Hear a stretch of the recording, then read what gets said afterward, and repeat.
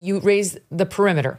And the now acting head of the Secret Service, Director Ron Rao, spoke to that yesterday. He was asked, this is the problem, right? It was a perimeter problem in Butler where they put that building outside of it and it wasn't well looked after by the locals. And it was a perimeter problem down in Florida on Sunday. So this came up, and listen to how this guy answers. SOT 3. Is there any evidence to suggest that the suspect knew that Donald Trump would be on the golf course at that time? And was the golf course searched thoroughly before the former president's arrival? It was an off-the-record movement, meaning it was not on the former president's official schedule. There was a front element. It did its job in sweeping ahead of the president. That's what identified this individual who was in that wood line. And the swift action of that agent doing his job, pushing out ahead, sweeping while the president was behind him several hundred yards and several holes away, out of sight from the gunman, did his job. Was there any evidence to suggest that the suspect knew that Donald Trump was going to be on that golf course at that time? Based on what I know now, and it's an active investigation, I don't have any information on that. How many times did your agents go around the perimeter and scope out the golf course during the 12 hours that this guy was holed up in the shrubbery? So this was an off-the-record movement. It wasn't a site that was on his scheduled. It wasn't part of his schedule. So there was no posting up of it because he wasn't supposed to have gone there in the first place. So he didn't answer because it appears to be zero. What he seems to be saying is, we didn't know he was going to play golf. And when we found out, we did not sweep the perimeter, which we all kind of know because the guy was lying in wait for hours on end and then almost took a shot.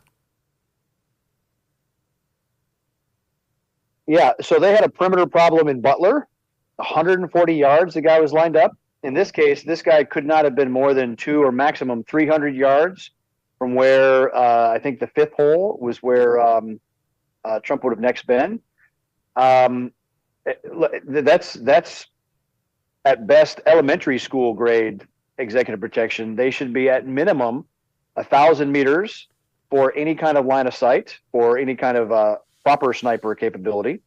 But they're very 20th century in thinking that, because with the advent of drone technology, now somebody with a very small payload can fly that drone from 10, 15 kilometers away and put a 5-pound weapon on the fifth hole at the putting, right at the putting green, long before they could ever respond. So they are clearly behind the times.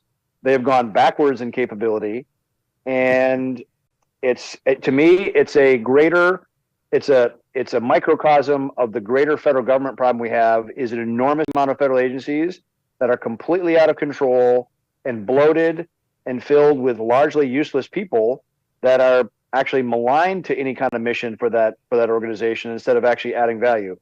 I had one friend that interacted a lot with the Secret Service in the last few years and said there's about 10% of the agents are great.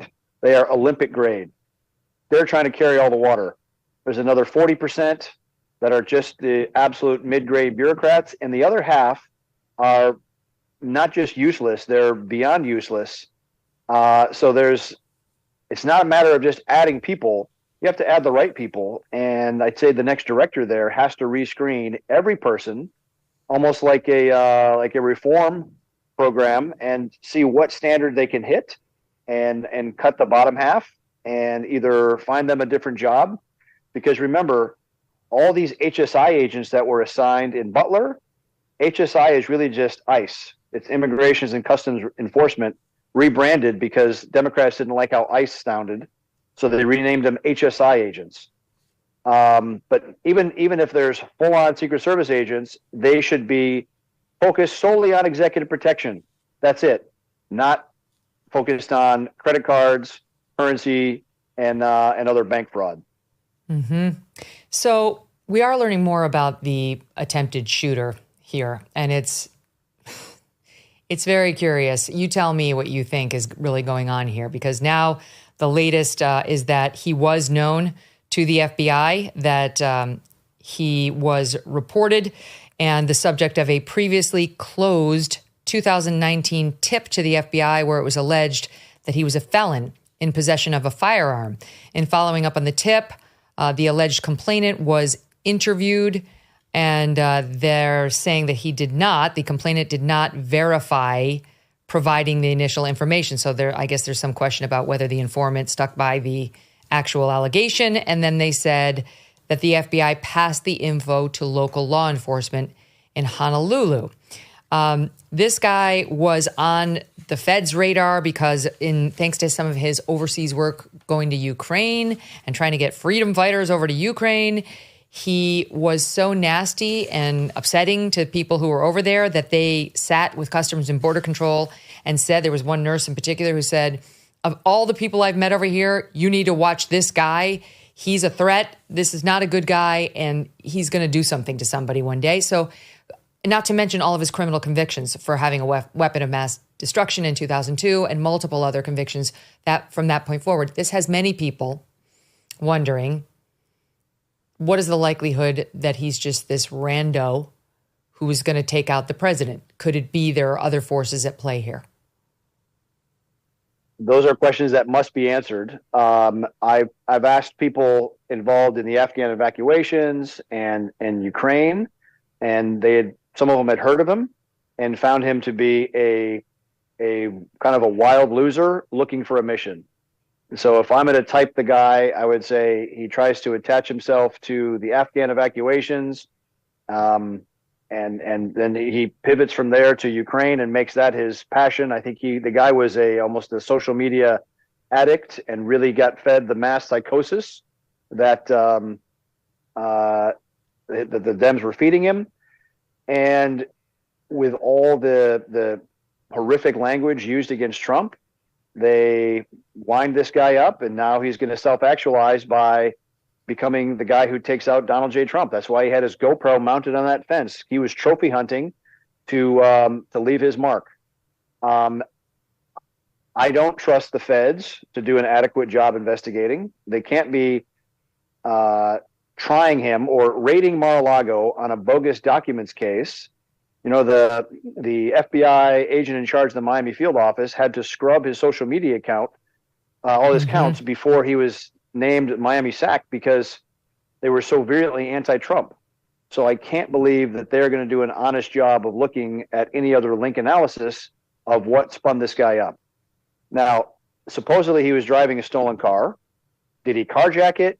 Did he steal it by hot wiring? How did he do that? So did he have help? Was that, I mean, apparently, according to the phone data, he'd been on location for at least 12 hours. How did he go if he was from North Carolina, but then living in Hawaii? How did he make it there and decide to set up and effectively stalk Trump for 12 hours? A thorough proctology of all of his electronics and movements has to be done. I'm really glad Governor DeSantis said, yes, we're going to do a proper parallel investigation because we just don't have confidence in the feds. That's exactly what state governors should be doing. There should be a significant tension in a healthy republic. There should be significant tension between the states and the federal government because the federal government has gotten way too bloated and overbearing. And as we see repeatedly now, exceedingly incompetent. The guy had no money.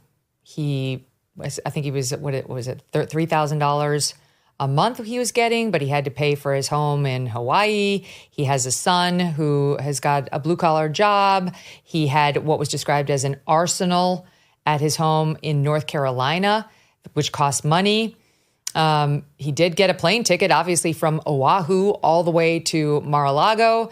He had a GoPro and other equipment, as you point out. So there's a question about money here and whether he could have funded all of this on his own. Any thoughts on that? Again, seeing where those deposits came from. He supposedly gave a lot of money to Act Blue over the years. Yep, 19 donations.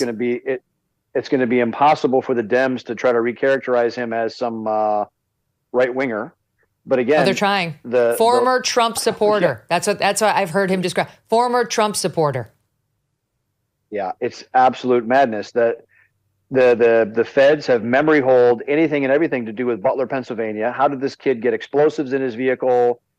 all the preparation that he was doing. Again, no output, no press conferences, no updates at all from the FBI. It's shocking. Can we just be explicit? Can we just be explicit? Because I'm always like, it's just bank on an incompetent government. That's really almost always the answer. But are we entertaining the notion, truly, like this was an inside job, that somebody in our federal government took out a hit on Donald Trump? I'd like to think if it was an inside job and a proper hit, that they would have found someone more competent. Mm-hmm. Right. Because if you're going to take the risk of going to that extreme measure, make sure it works. So what does it look like to you? A foreign government or just lone loser? My unprofessional but life experience opinion would be these people get so spun up in a leftist echo chamber that Donald Trump is Hitler, that anything they do to stop him makes them a hero. It is like it initiates the hero's journey. And that's what's happening. And so you have that problem providing a supply of jackasses that are trying to hurt Trump. And at the same time, you have a very incompetent federal government that has not been responsive. Who's been fired since Butler, Pennsylvania? No one. Okay, the former director was forced to retire because they were going to impeach her. That's all. There's not been a revamp of their training programs. There's not been any actual visible change. And so now you have this where another perimeter. Oh, geez. Yeah, the current acting director says there's a perimeter problem. Yes, the normal perimeter is at least 1,000 meters. Are these guys going to step up and do their job or not? I've advocated, because a lot of people said, yeah, get the private sector in there to supplement. It's exceedingly difficult for the private sector to interact at that level with the feds, because the private guys will always get thrown under the bus, especially if they have the one that takes a shot. But what they can do is they can supplement from the military. There are military detailees that get assigned to the Secret Service all the time, especially for explosive ordnance disposal. You could do the same thing with some very, very high-end, capable Tier 1 operators from JSOC, from Delta or SEAL Team 6, and put them in the advance, put them in the outer perimeter, because you want people that think like predators. Putting law enforcement in this, I think, is a mistake, because cops tend to look backwards for evidence to make a case. You want people that are saying, how am I going to kill Donald Trump? Make that list, and then making sure every item on that list is blocked and occluded and locked down. Cyber attacks are on the rise, with corporate megastores falling victim to data breaches that could expose your private information. Now, these same megastores are lobbying D.C. politicians to pass the Durbin-Marshall credit card bill. According to our sponsor, Electronic Payments Coalition, this bill could leave you even more vulnerable to credit card cyber attacks, while megastores pocket billions in additional profits. Learn more at guardyourcard.com, and then consider telling Congress to guard your card. The Electronic Payments Coalition says Americans lose when politicians choose. Again, that's guardyourcard.com. Thanks so much for watching. If you like what you just saw, hit the subscribe button for more clips and full episodes.